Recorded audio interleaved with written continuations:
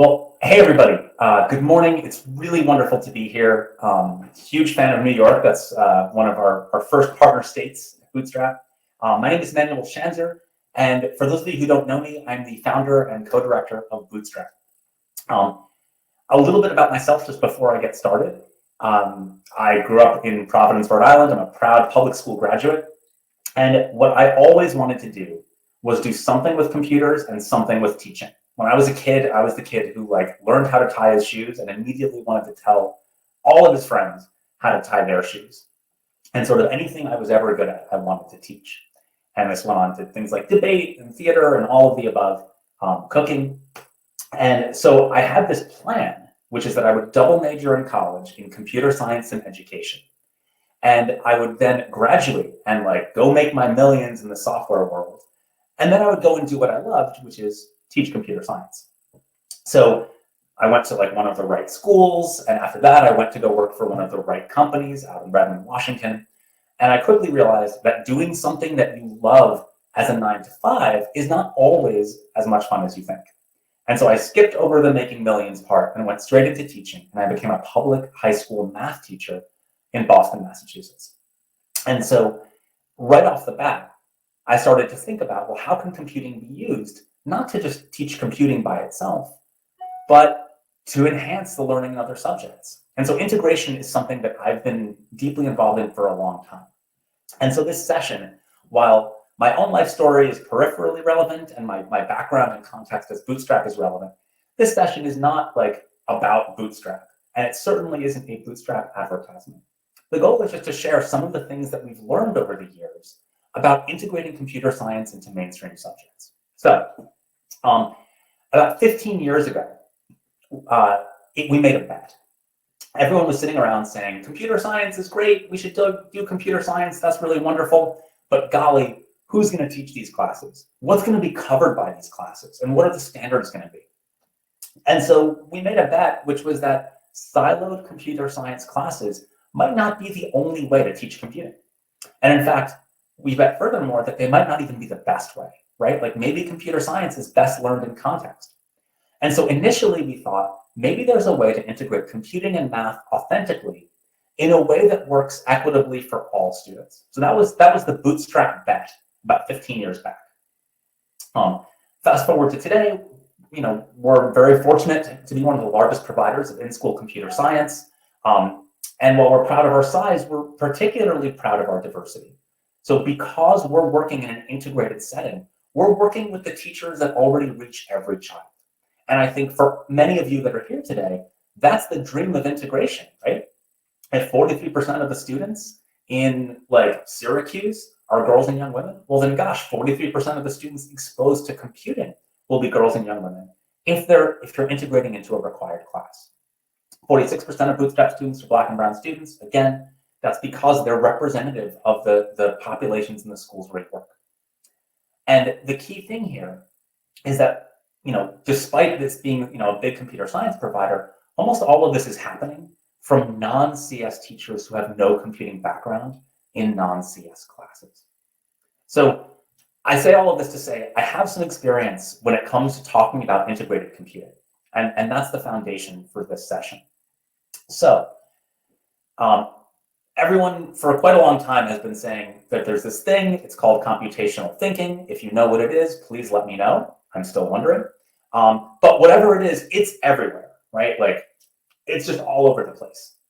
And I have heard this argument being used to describe things like, well, what do you put on first, your socks or your shoes? Well, of course, it's your socks. Boom, algorithms. Personally, I find that silly. And I worry about overblowing this idea that computational thinking is everywhere. Because if it's everywhere, we don't need to teach computer science. It's already being covered as soon as kids put on their shoes. So let's dig into this statement about computational thinking and talk about what it really means. The implication that computer science can be integrated elsewhere is fundamentally about something called transfer. Now, transfer is a term of art in the cognitive science literature. And by the way, please feel free if you have any questions to just throw them in Q&A. I can attend to them in real time. So transfer is everywhere, but transfer is hard.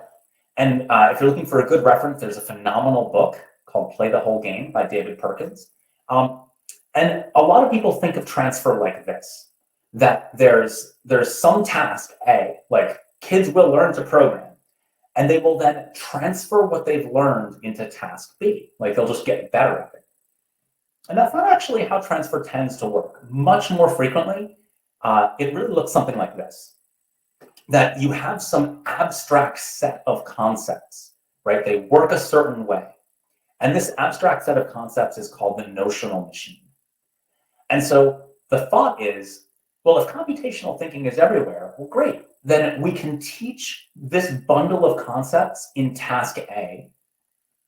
And then when kids encounter task B, they'll realize, oh, it's the same kind of task. And so I can apply what I've learned. I can apply this notional machine I've built up to this new task. This is the fundamental engine that works to support transfer and works to support the argument that computer science can be taught in other subjects. I think it's important to understand how this engine works before we go about trying to use it. So that's the general idea. But I have bad news. Transfer is hard, like really, really hard. And I think that often in our field, people are so enthusiastic about computer science that they don't realize how challenging it is. So let me give you a quick.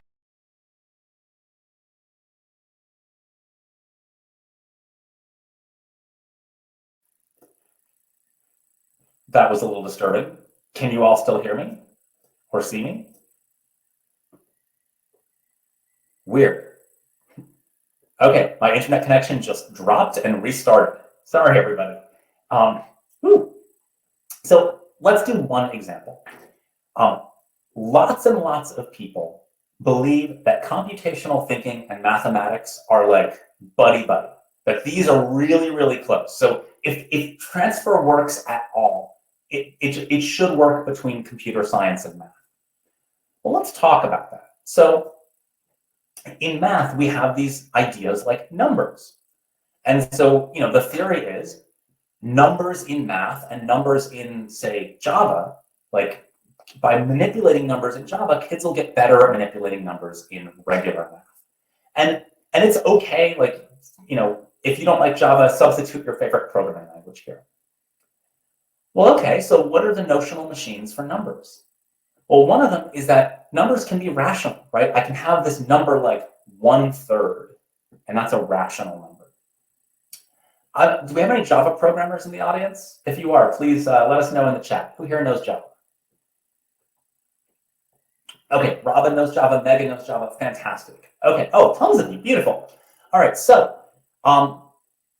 if in Java, I just type in here, I'll put it in the chat, 1/3, just like that. So what does Java give me back, right? I haven't specified anything. Yes, Glenn is quick, Brandon's got it, beautiful. So 1 divided by 3 is 0.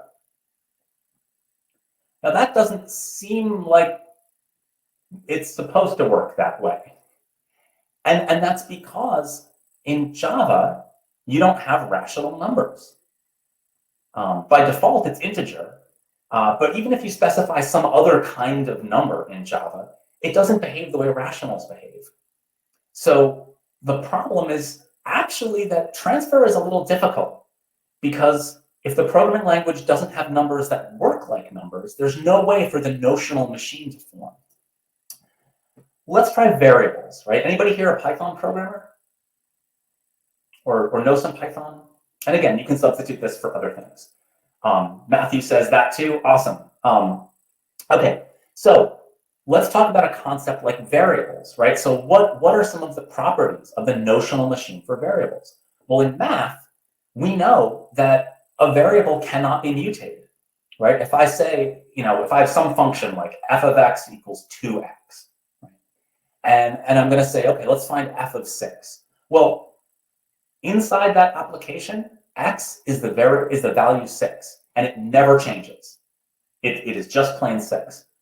But in Python, I can change it if I want, right? Functions I can modify that variable. I can even write this in Python. X equals X plus 1, right? X is itself plus 1. And I don't know if there's any math teachers on the call, but if a kid wrote that on the board and said, I know what a variable is because I've learned them in Python, if they write that on the board in your 8th grade math class, I mean, honestly, I don't even think there's an IEP that covers that kind of misconception. And so there's a real problem here because Python doesn't actually have variables. It has things it calls variables, just like Java has things it calls numbers. But those numbers and variables do not behave the way that they do in math. And so if we're trying to argue that programming can be integrated into math, well, we've just ruled out numbers and variables. Let's talk about functions. Anybody know JavaScript?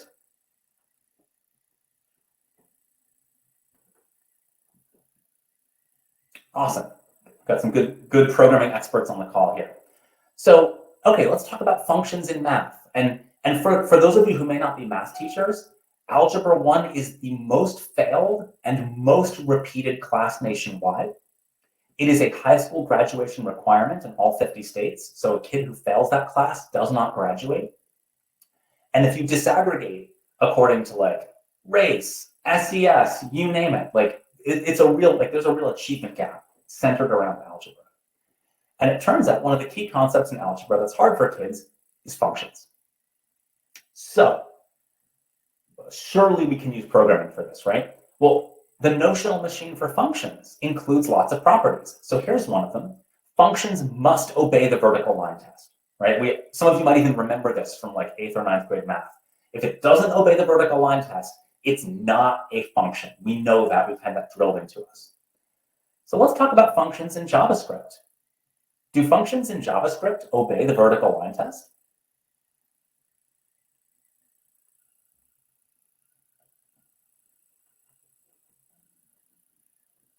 So Megan's the brave soul. She's jumping in saying, no, they do not. That's right. Which, of course, you know, we would expect any kid on the Regents exam to point and say, well, then we know that JavaScript doesn't have functions. But that's what JavaScript calls them. So that's a problem too. So look, my point here is not to say that you can't use computer science to teach math.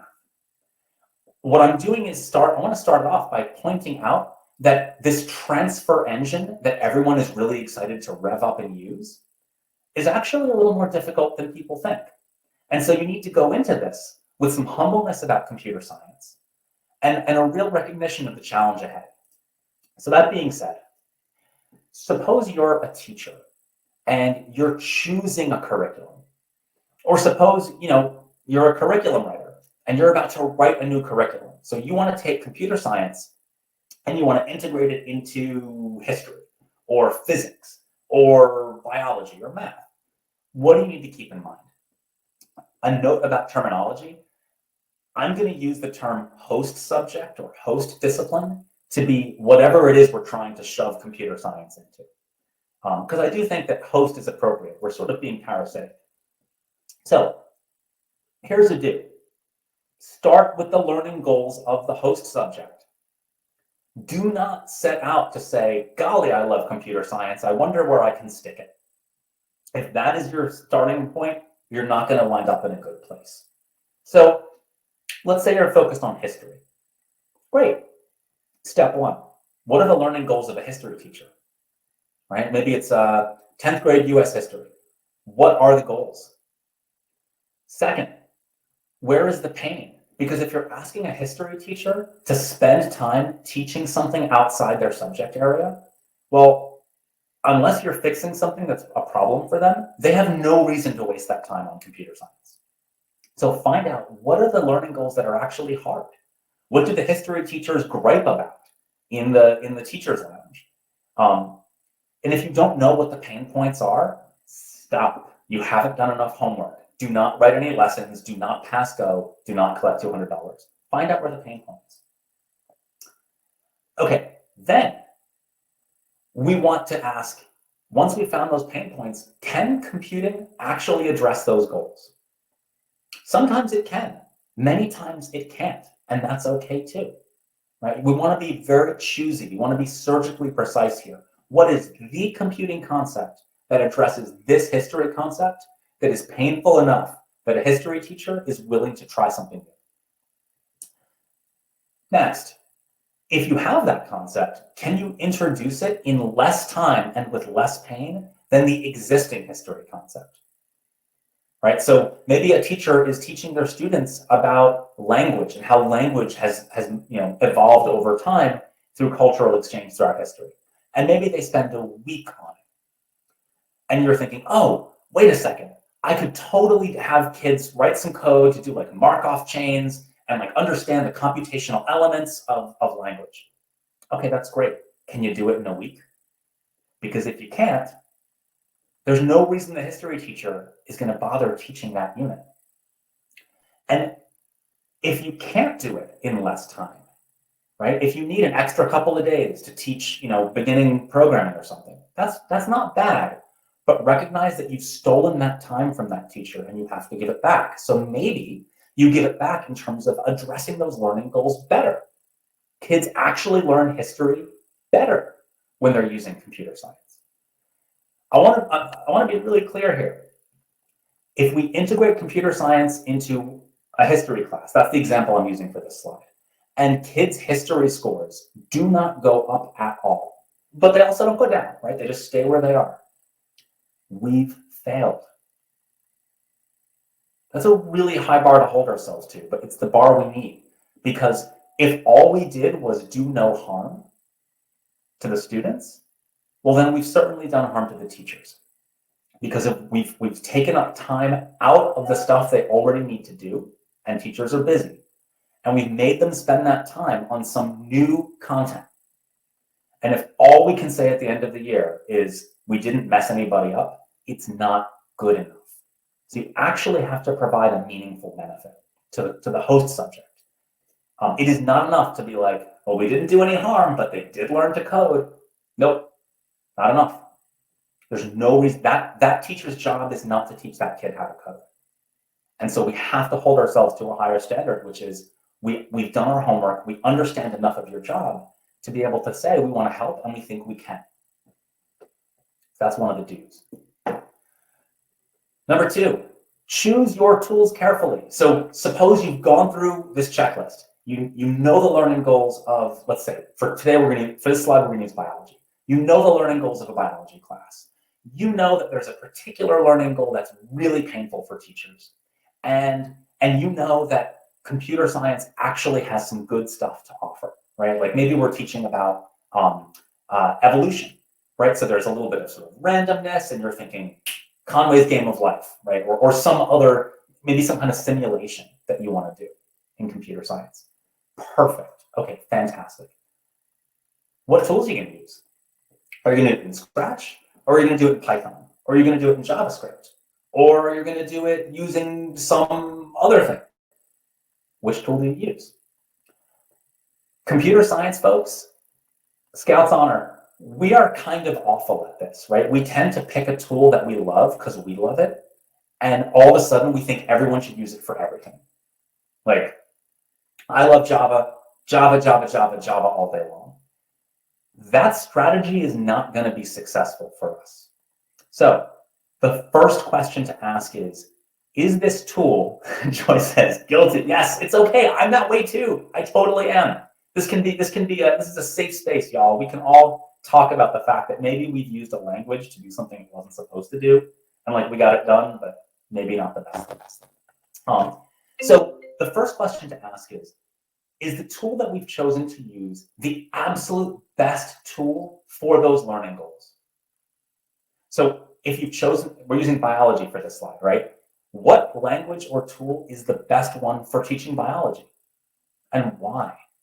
If you can't answer that question, you haven't done your homework. I don't trust the tool that you've chosen to use. And maybe you're like, oh, I have a friend who works at like Pfizer and they use this crazy powerful tool all the time. It's great for biology. Okay, mazel tov. But is that tool appropriate for an educational context? And there's some tension here, right? Sometimes the best tools for a particular sector aren't great for learning. So we have to find the right balance. What does it mean for a tool to be good for educational contexts? I'll give you 3 criteria. Number 1, error messages can't suck. I can't tell you how often we screw this up as teachers. Here, I'll do a quick poll. I'm not going to use the poll feature. I'll just do it in the chat. All right, teachers, this is like we've been drilled on this. In your classroom, when a kid makes a mistake, is that a good thing or a bad thing? Type your answer in chat. Are mistakes okay in your classroom? Let's see. Joy, Robin, Megan, Gordy, Nicoletta. Oh, everyone says good. Everyone says okay. No one says they're terrible? Really? Well, wait a second. Next question. Why are they good? Why are mistakes good in your class? Oh, Janine jumps to it. All right, Jennifer, it leads to more learning, right? Everyone, learn from mistakes. Learn from mistakes. You need for learning, right? It's like unanimous. We all know that mistakes are opportunities for learning. Great. If you use a programming language whose error messages are hot garbage, how do kids learn?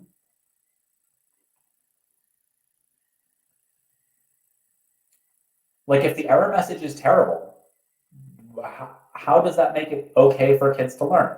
Shelley says, no feedback equals frustration. Yeah. Bad error messages actually teach kids that mistakes are not okay, right? Because you can't learn from it. The message isn't telling you anything helpful. And the error messages reminds you that you're just a damn kid. And you need the teacher, the expert, right? The sage at the front of the room. You need the teacher to help you out because, you know, you made a mistake and mistakes are not things you can fix yourself. And yet, so many programming tools have awful, awful error messages. So my emphasis here is this. The values we hold in our classroom are instantiated by the tools we give to our children, right? If mistakes are opportunities for learning, maybe don't give kids chainsaws because mistakes with chainsaws don't give them opportunities to learn. But so often the programming tools that we pick are essentially chainsaws. So criteria number 1, does it have good error messages? Robin says, what platforms have good error messages? There are a few out there. What I can tell you about Robin, if I'm gonna leave some time for Q&A at the end, do you mind asking that again just to jog my memory? Is that okay? Awesome. Okay. Here's another one. Does the tool rely on typing? Typing is great. I love typing. At Bootstrap, most of our tools use typing. But, you know, look at the age range of the kids, right? Is it a great computer science tool for studying 6th grade biology if the 6th graders can't type? Probably not. What about syntax, right? Not all text-based languages have horrible syntax. Some of them have actually pretty easy syntax. And look, again, horrible syntax is not a bad thing if you're dealing with maybe juniors and seniors in high school or really savvy 7th graders. But you need to choose your tool so it's appropriate for the demands of the student and the affordances and constraints of your classroom. So all of these are questions that you should ask before you pick a language and before you pick a tool. Don't use Scratch just because you've heard Scratch is great. Don't use Python because you've heard Python is great. By the way, Scratch and Python, both great. But when you're choosing integration, it's not enough. It has to be the right language for the cognitive demands of the task and the computational abilities of the student. Finally, whatever tool you wind up picking, how much time do teachers need to actually teach that tool? Because if you're in a biology class and it takes 3 days to teach whatever your favorite tool is, well, those are 3 days you've just stolen from that teacher. Those are 3 days that they could have been learning about the parts of the cell. So that means that you owe, and you have to pay that time back. You have to convince that biology teacher that those 3 days were a worthwhile investment, not because coding is good, but because now that they know how to code, all this other time they were going to spend teaching evolution, they'll earn those 3 days back and then some, because doing it in a simulator allows kids to really experience how natural selection works. Right? So that's the way you got to be thinking about this. All right, how about some don'ts? Don't write a computing curriculum. Just don't. Absolutely do not. Nobody who works for Texas Instruments thinks that they're writing a calculator curriculum. They write math curriculum that happens to use calculators. Same thing here.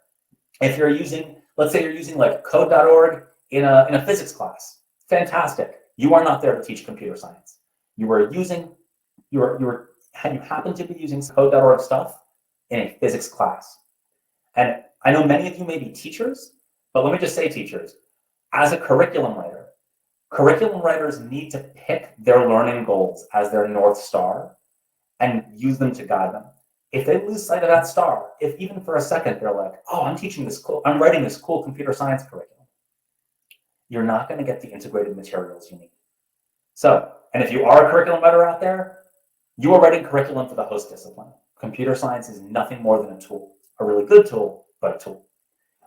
How does that curriculum fit within the scope and sequence? I cannot tell you how many supposedly integrated materials I've seen that ignore the scope and sequence of the host discipline. So for example, I have seen math curricula that have kids program, like they're programming Alice to do like a figure skater going across an icy pond.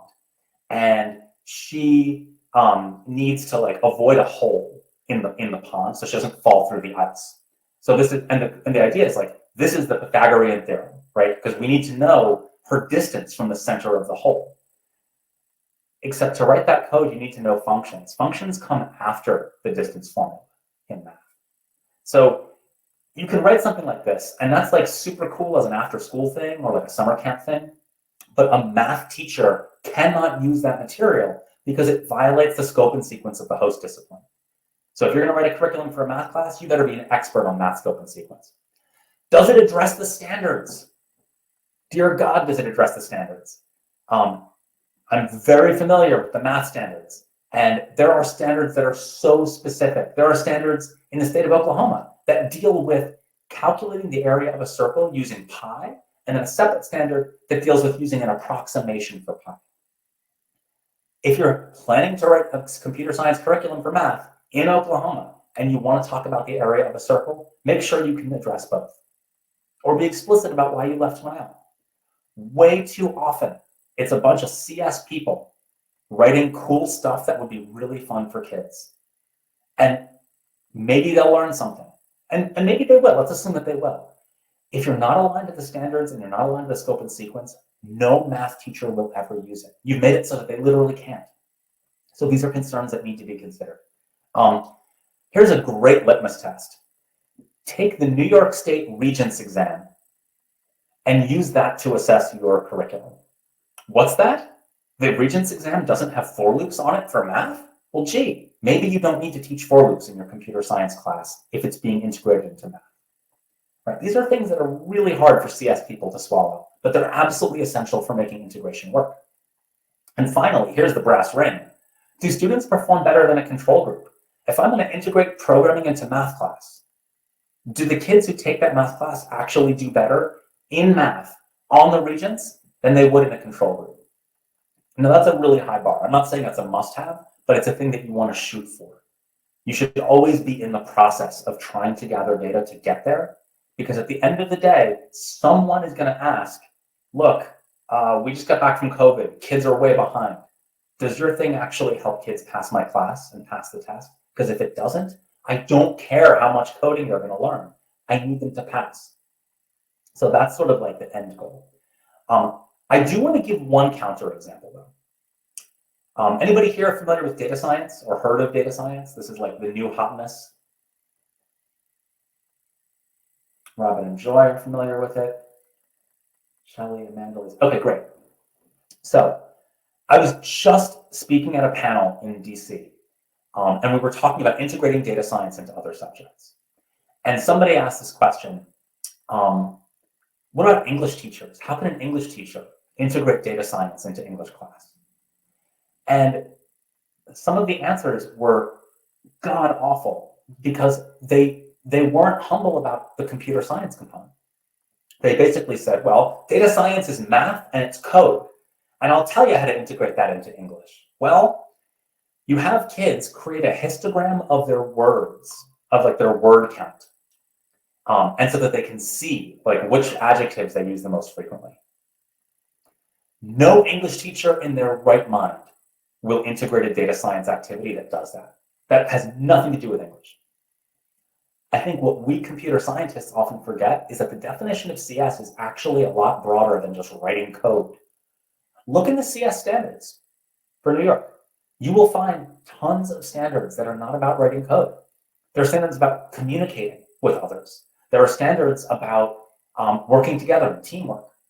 Now, in data science in particular, being able to write about a statistical result or being able to dissect someone who's written incorrectly, right? Someone who's played fast and loose with their code and their statistics can publish slimy, crappy data science. This is like a real problem in the world. Well, if instead of telling that English teacher, have kids make a histogram, what if you told that teacher that kids need to be doing a reading comprehension activity where they're handed an essay of slimy data science and they have to figure out what's wrong with it? Or they have to do a simple data science activity, but then the challenge is writing about their findings. That's something that an English teacher would bite on. But on this panel, people were missing it because when they think computer science, they think code. And look, I was a computer science major. My expertise is programming languages. I am big on programming. But if you want to integrate, you have to be humble about the fact that the computer science standards are a lot broader than just code. And that's not a bad thing. That's an intro. That gives you the in to some of these other subjects that normally wouldn't be that interested in code. So in this one tiny area, I think it is fine to write a computing curriculum. Finally, another don't. Don't blindly enforce your pedagogy. Anybody on the call familiar with PCK, pedagogical content knowledge? Are you familiar with this term?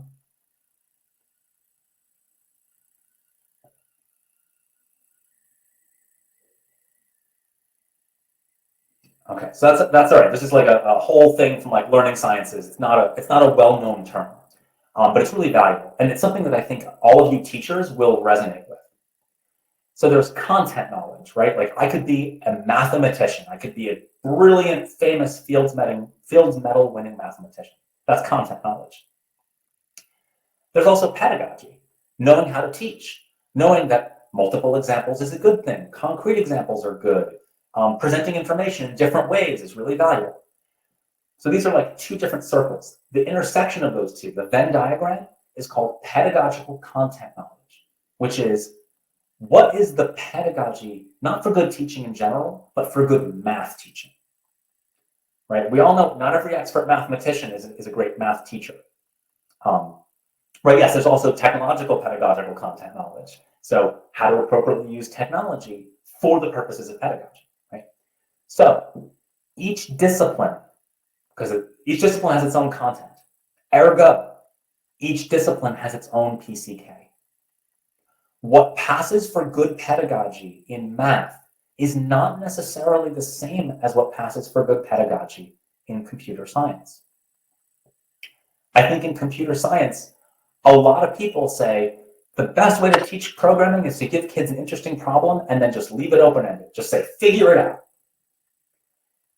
Now, I'm not going to say that I think that's a good thing or a bad thing. I'm making no judgment about that particular approach. But I will say that is not the approach that's used in mathematics.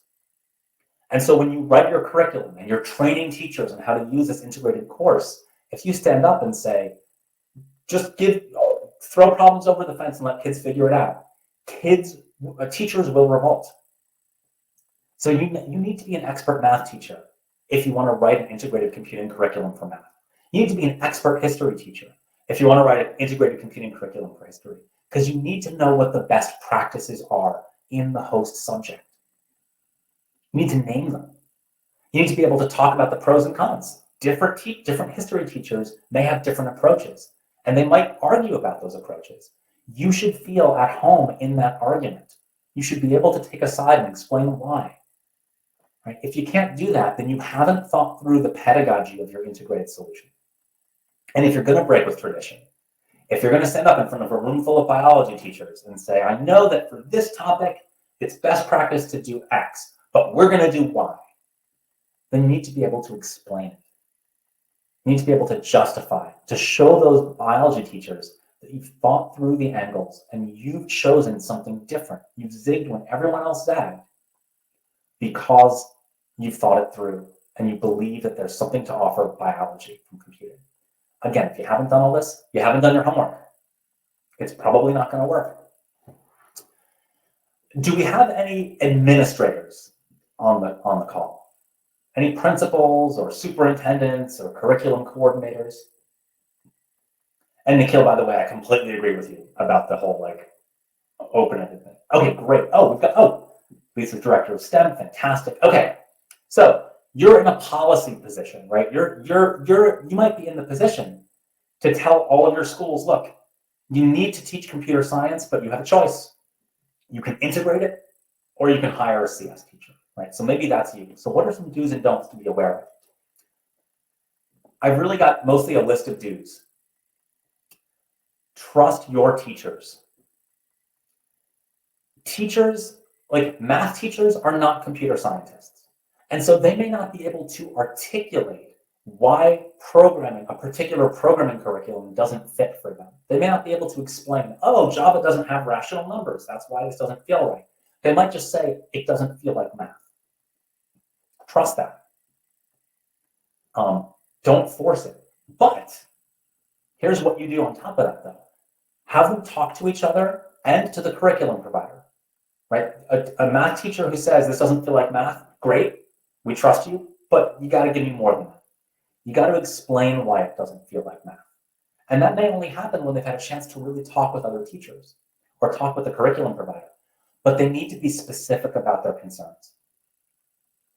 And, I mean, look, I've been training math teachers to teach algebra through programming for 15 years. I've trained thousands of teachers around the country. But you do it by listening, not by talking. And so for some teachers, they'll express a concern. And if it's a good curriculum provider who's done all the homework, all the things I just said, they'll be able to address it. They'll be able to say, I know that concern. We've thought about it. Here's how we deal with it. Right? Or maybe, like Nikhil is pointing out, maybe they'll say, I never thought about that. That's going to improve the program. Thank you. So getting them to vocalize their concerns is really important. Lisa says, we work with teachers in planning, no forcing. It's a team approach. Not the most efficient, but you get buy-in. Lisa, I couldn't have said it better myself. Efficiency should not be the goal. I think companies like Google, they have no concept of what scale means when it comes to education. For them, scale is like YouTube. How do you get to 1 million kids as fast as possible? Fast is not part of the equation, right? Efficiency, new kids per year. Buy-in, teachers bought in per year. That's the goal. Because look, those of us that are teachers, we know this. No matter what the administrators tell us to do, half the time when we close our door, we teach the stuff that we know works. And administrators, you know this too. It's really hard to convince a teacher to do something that they don't want to do. So winning hearts and minds is the key here. So if they don't bite at first, that's okay. Don't force it, but also don't run screaming. Don't give up, right? Maybe you need to have your teachers meet with a couple of providers, right? Maybe your history teacher needs to talk to multiple integrated computing and history providers so that they get a feel for what the landscape looks like. And then finally, if you do stick with an implementation, do it over time. Give teachers multiple years. Like anything worth doing, there's a learning curve, which means the first year might take a little time. The first year might not go as well as you hoped, or they might not integrate everything. That's okay. And you need to message that to your teachers that that's okay too. They don't have to do it all at once, but they will have to do it all eventually. So you're going to stay the course, you're going to support them, and you understand it will take time. This is a hard message to send, but it's a really important one if you want teachers to be serious about this. I have a call out here that is clearly copy and pasted from my earlier slide. That text should have changed. I think I may have accidentally hit undo. But I want to give an example of a school district in New York that did a really nice job here. So it's one of the larger districts. It's called New York City. And they had this idea of rolling out data science. And so they sent out this menu to schools across the district saying, we want you to teach data science, but you get to pick where it fits. It could fit in your math class. It could fit in your science class. It could fit in your history class. or it could be a standalone course called data science, or it could fit in your computer science class. You get to pick where it goes, but we want to see you do data science somewhere. And that gave the schools a lot of choice for how they wanted to implement.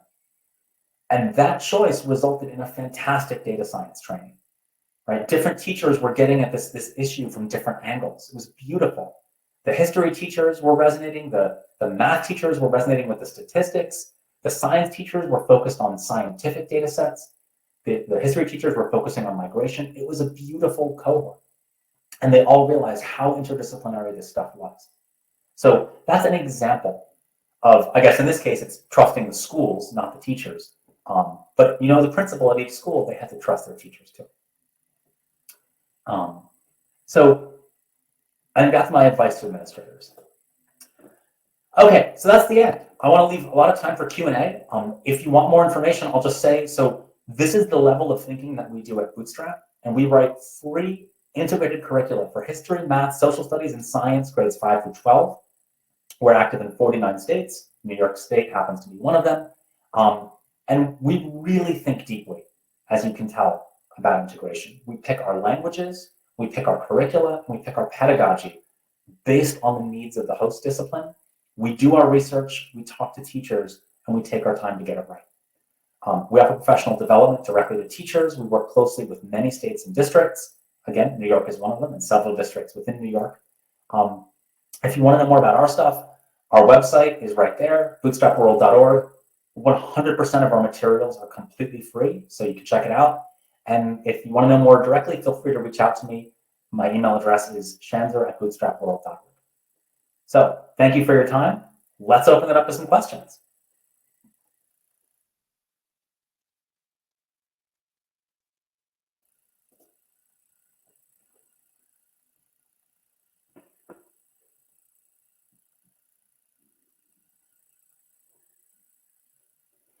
Yes, Robin, thank you. What platforms have good error messages? So I have seen some, I'm sort of blanking on it, but there's some online JavaScript platforms where they have completely overridden the native error messages that JavaScript has. JavaScript, by the way, is notoriously bad for error messages. And I'm blanking on their names. I know actually that Code.org has done a really nice job of improving error messages from JavaScript in AppLab. So that's one example. I will say, not to toot our own horn, but the programming languages that we use in Bootstrap were specifically designed for educational context. They have amazing error messages that are based on research that we've actually published quite a bit. So I highly recommend checking those out. I hope that's helpful, Robin. And again, you can email me if you want some more examples. But the error messages that we use in Bootstrap, I will happily say they go toe-to-toe with anything else that's out there. Caitlin says, what books or resources do you recommend to echo this message for administrators? Oh, man. Caitlin, I don't have a good answer for you. I wish that I did. I think that the last 20 years have been a period of incredible exuberance and enthusiasm and bandwagon jumping to get computing into other subjects. And a lot of the books that I see out there are basically just rah, computational thinking is everywhere. If you put your shoes on after your socks, you're already teaching it, and that's it. I don't know a lot of sober-minded resources for how to do this right for teachers. But if I do, I will certainly be publishing, posting and tweeting as much as I can. Megan says, do I mean P5? I'm not sure if P5.js has improved their error messages. It's been about 2 years since I've looked at it. At the time, the errors didn't seem that much better than native JavaScript, but I could be wrong. And I know that they're actively improving their stuff all the time. Nikhil, yes. So one of the languages we use in Bootstrap is Pirate. It looks like Python, but it's designed for if you cared about student learning. I highly recommend checking it out. It's a phenomenal language, and the research that's gone into making it good for kids is phenomenal. I should write a book. Caitlin, you and me, email me. We will write this book. Nikhil, do we do anything with Numpy? No, we generally do not interface much with the Python community. They have very different goals, which we respect a great deal. I mean, look, I think nobody should be all things to all people. Python is an amazing language and an even more amazing community. And we generally, their goals are much broader than education. And so we let them excel at the stuff they excel at, and we take some of the lessons we've learned from them and build them into what we do in Pirate. Vector-based. Oh, I see. That's a larger question. At the moment, I'll give you my short answer, which is no. And here, I will stop sharing my screen, and I will share the link to this presentation. So stand by. Anybody with the link can view, copy. Here you go. So Shelly's asking, anything similar to R? Shelly, what do you mean by that? Are you saying something that has R's syntax or something that you can do data science with?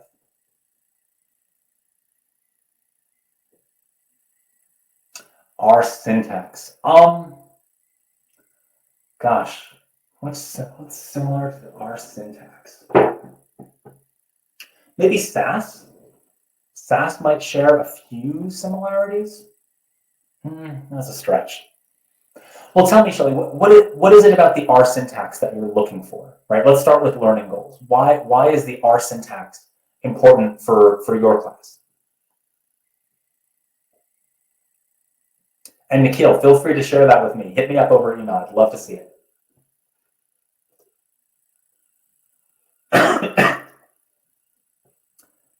Shelly says, no, nothing. Yeah, I mean, look, I think R is amazing. I use it for my doctoral dissertation.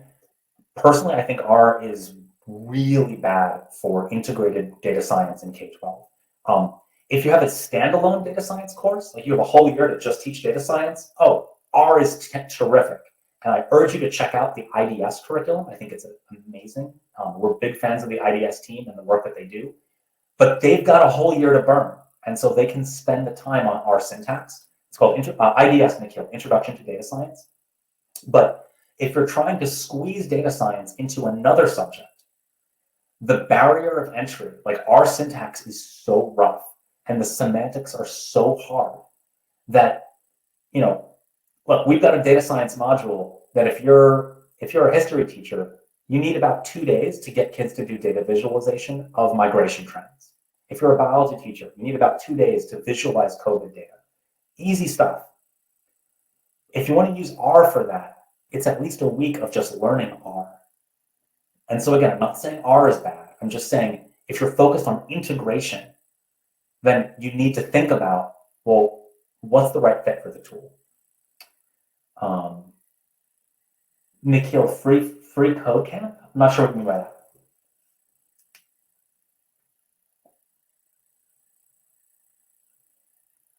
But Shelly, I see, IDS, Introduction to Data Science. It's out of UCLA.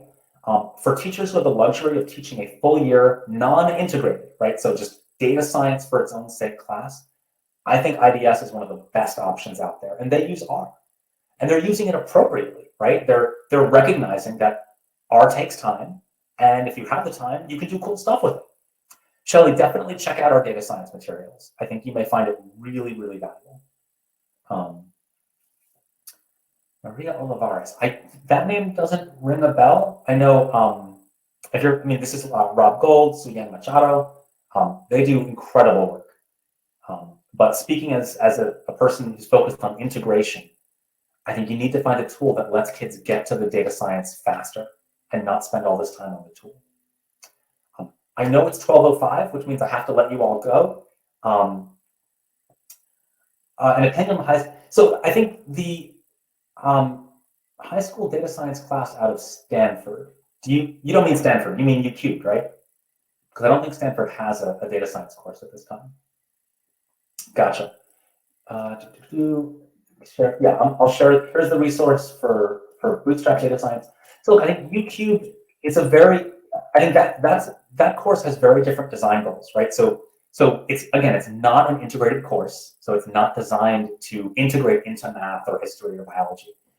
Similar to IDS, it's data science for its own sake, but they take a very different approach.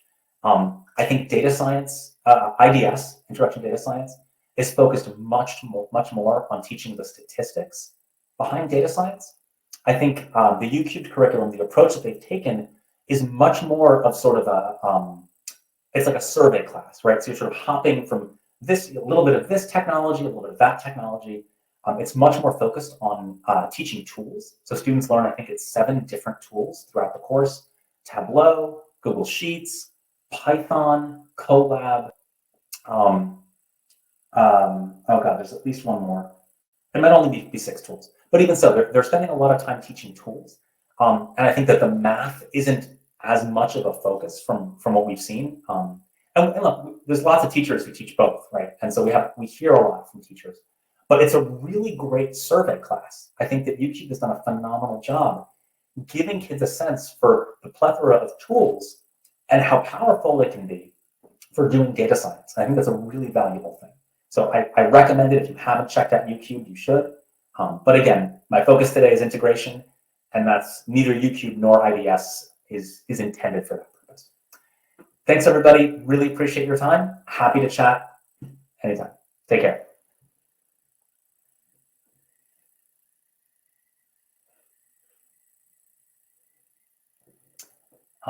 Alafia says, if you're thinking of bringing an app development experience to other subject areas, would love to help. Awesome. Yeah. Alafia, tell me about the focus on app development. It seems like you have a specific interest in kids building apps, yeah?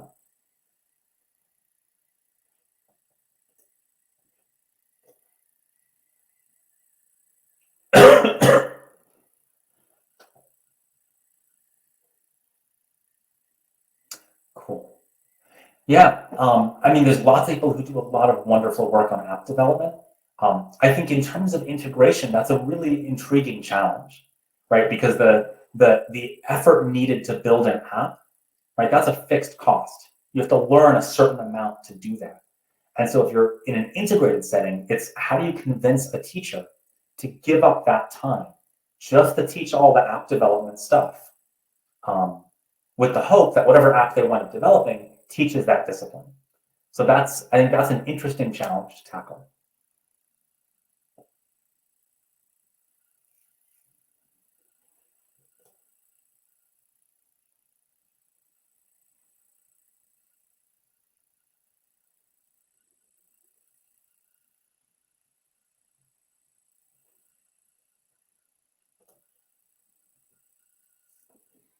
All right, well, if there's no more questions, I will head on out.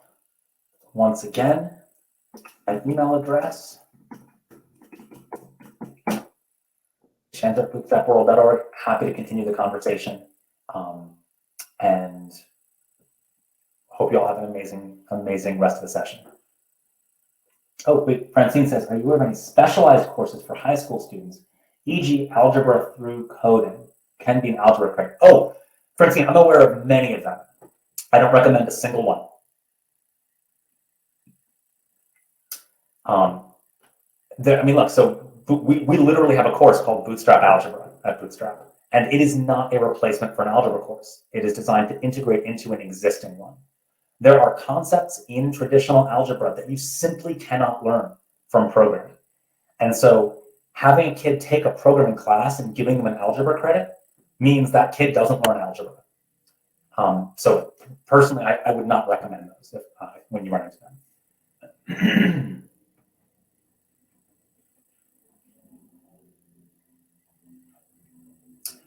Yeah, Nikhil and I are in firm agreement. And I think this is something that has come up in California right now with data science, that there was an attempt to replace, to basically say kids don't need algebra 2, they can just do some other data science thing. And I think that is one of the reasons that the framework ran into trouble.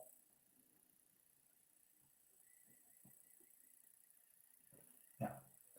Well, I don't want to take away from your other sessions here.